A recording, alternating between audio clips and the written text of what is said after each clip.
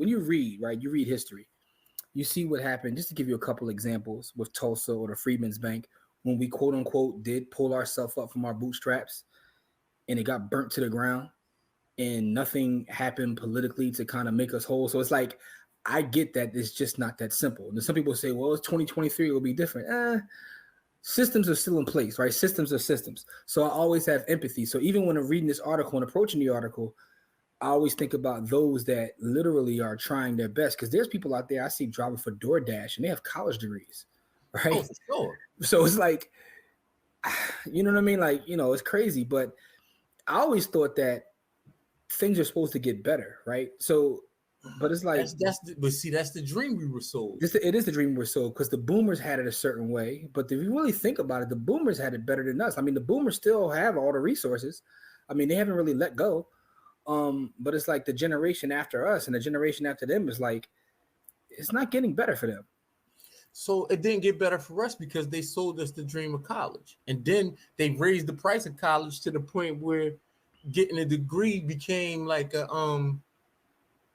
like we were just talking about with food and water. Like it's a, you know, you got to have a certain status to get a degree, because again, you know, they use that as the stepping stone to getting jobs, right? Mm-hmm. So the system made it, because before, in the 30s, 40s, and 50s, degree workers were, you know, white collar workers, but the vast majority of jobs didn't require a degree. Then the paperwork changed when we start being able to get those jobs to where you had to get a degree to get those jobs. And so what they did is turn the college system into a weapon against people, especially black people. But what's crazy is when you start to like take a step back and look at the overall system, bro, it's really wicked, because all day long we're constantly being sold to and marketed to about basically items and things that we need to make us feel better in our life. The vast majority of that stuff we don't need. Yeah, but it's like, so then you get as a hamster in a wheel. You're constantly chasing that. So you're doing all these things that you think will get you that. But at the end of the day, man, it's like when you think about it, our system is set up for all the money to actually end up with the bank. Every time. Bankers. Yeah, you bro. Because anything you do has to go through that system. Everything. Yeah. All right, man. So you depressing me now, man. So depressing.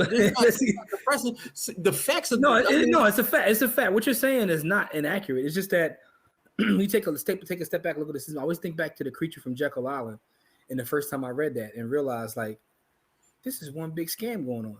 All right. Now that I know that, what do? I have to figure out how to operate within this scam. Right.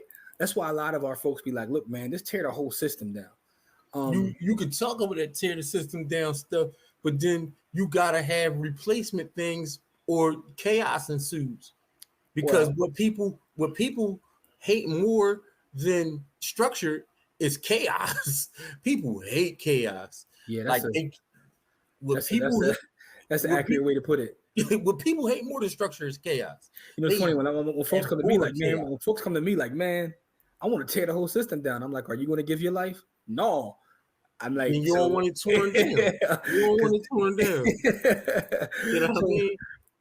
So with that being said, though, man, everybody, make sure you read this article. Give us some feedback, though. I know we went off on a tangent there, but like that, articles like this make us go off on a tangent, because I just feel sorry for those that, you know, are coming up in this current climate. Now, again, everything ebbs and flows.